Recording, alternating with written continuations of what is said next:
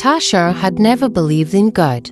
Her mother, a devoted Christian, had spent years trying to bring her to church, trying to make her pray, trying to warn her about the dangers of living without faith. But Tasha would always laugh it off.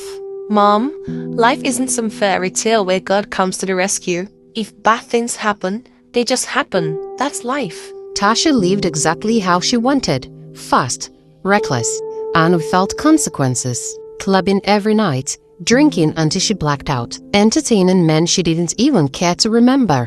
Life was short, so I wasted in prayer. But one night changed everything. She had gone out with some friends, planning for another wild night. The streets were buzzing, music pulsing from every corner, but as she walked towards the car she had called, everything went blank. When she woke up, she was in a basement, cold, damp, and reeking of blood. She wasn't alone. Around her, other women lay bound, their eyes swollen from crying. The room was filled with the muffled sounds of pleading. But the men in charge of their captivity weren't interested in begging. They weren't asking for ransom. They weren't calling families for money. They wanted something else, something worse. Tasha watched in horror as one by one, women were dragged out, their screams fading into silence. The kidnappers returned, each time covered in blood, their expressions void of humanity. Tasha had always been strong, fearless even, but now she could feel death crawling toward her. And in that moment, a memory flashed in her mind. Her mother's voice, gentle but firm. Tasha, always pray before you go out. You never know what dangers lurk in the dark. She had laughed at those words before, but now they felt like the only thing that could save her. Tears streamed down her face as she closed her eyes and whispered into the cold air. God, I know I've never believed in you. I've never prayed, never called on you, never ever thought you were real. But if you are, if you truly exist, please save me.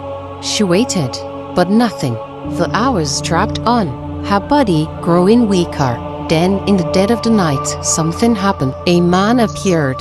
He was different from the others. His face wasn't cruel. His eyes weren't filled with darkness. Without a word, he knelt beside her, losing her free, as she could barely breathe. Who are you? She whispered. He didn't answer. He moved swiftly, freeing the other women as well. Then, as if by some divine force, the kidnappers remained fast asleep. Too fast asleep, it was unnatural. The man led them silently through the corridors, past the very men who had slaughtered so many, and out into the cold night.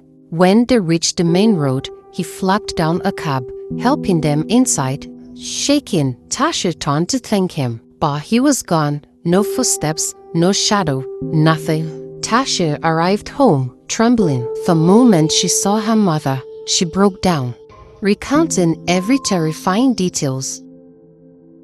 When she got to the part about the man who saved her, she stopped. Her mother's eyes filled with tears. My child. She whispered. That wasn't a man. Tasha's heart pounded.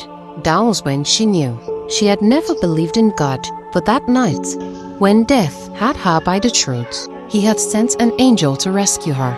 And from that day on, she never questioned his existence.